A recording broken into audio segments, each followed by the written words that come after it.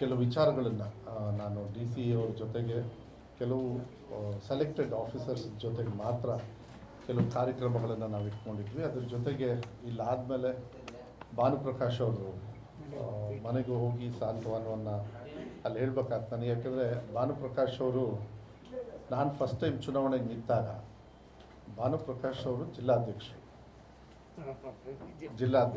BJPಯಲ್ಲಿ. ನಾನು BJPಯಿಂದ ಆವಾಗ ನಿಂತಿದ್ದೆ. ಭಾಳ ಅವ್ರದ್ದೇ ಆಗಿರ್ತಕ್ಕಂಥ ಒಂದು ಒಳ್ಳೆ ಗುಣ, ಅವ್ರದ್ದೆಲ್ಲ ಒಂದು ಸಿದ್ಧಾಂತ ಇಟ್ಕೊಂಡು ಬಂದರು. ಯಾವತ್ತೂ ಕೂಡ ಅದನ್ನ ಬಿಟ್ಕೊಡ್ಲಿಲ್ಲ. ಭಾಳ ಅದು ಮನಸ್ಸಿಗೆ ಒಳ್ಳೆ ವ್ಯಕ್ತಿ, ಒಬ್ಬ ಪರ್ಸ್ನಾಲಿಟಿಯಲ್ಲಿ ಒಳ್ಳೆ ವ್ಯಕ್ತಿ. ನಮ್ಮ ತಂದೆಯವರು ಅವರ ಅಧ್ಯಕ್ಷತೆಯಲ್ಲಿ ಅವಾಗ BJPಯಲ್ಲೂ ಕೂಡ ಗೆದ್ದಿದ್ರು MP ಆಗಿ ಶಿವಮೊಗ್ಗದಲ್ಲಿ. ಅದೆಲ್ಲ ಕೆಲವು ನೆನಪುಗಳಿದ್ದಾವೆ ಬೇರೆ ಬೇರೆ ರೀತಿಯಲ್ಲಿ. ಪಕ್ಷ ಸಂಘಟನೆಗೂ ಕೂಡ ನನಗೆ ಸ್ವಲ್ಪ ಹೊಸದಾಗಿ ಅವಾಗ ರಾಜಕಾರಣ ನೇರವಾಗಿ ಮಾಡತಕ್ಕಂಥ ಸಂದರ್ಭ ಈ ಸಂಘಟನೆಯನ್ನು ಭಾಳ ಚುರುಕಾಗಿ ಒಂಥರ ಅವ್ರದ್ದೇ ಆಗಿರ್ತಕ್ಕಂಥ ವ್ಯವಸ್ಥೆಯಲ್ಲಿ ಮಾಡ್ತಾರೆ. ರಾಗಿಣಿ ಯಾದವ್ ಕೃಷ್ಣ ದೊಡ್ಡವರು, Harikrishna BJP district NA Krishna ನಾನು BM ಟೆಕ್ ಮಾಡಿ ನಮ್ಮ RSS ಫುಲ್ ಟೈಮ್ ವರ್ಕರ್ ಆಗಿದೆ. 5 ವರ್ಷ ಆಯಿತು.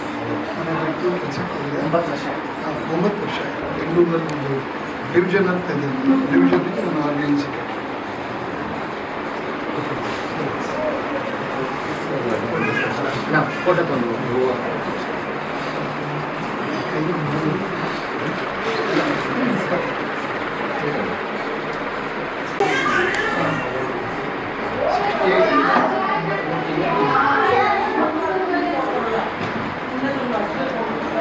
ಬೆಳಗ್ಗೆ ನೆನಪು ಮಾಡ್ಕೊಂಡೆ ನಾನು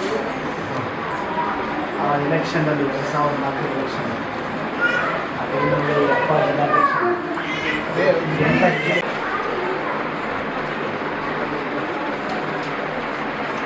ನನಗೆ ಫಸ್ಟ್ ಅಧ್ಯಕ್ಷರು ನಾನು BJP ಅಭಿನಂದನೆಗಳು.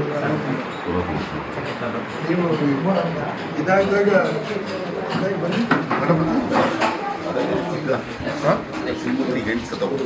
ಪಂಚಾಯತ್ ಅಧ್ಯಕ್ಷ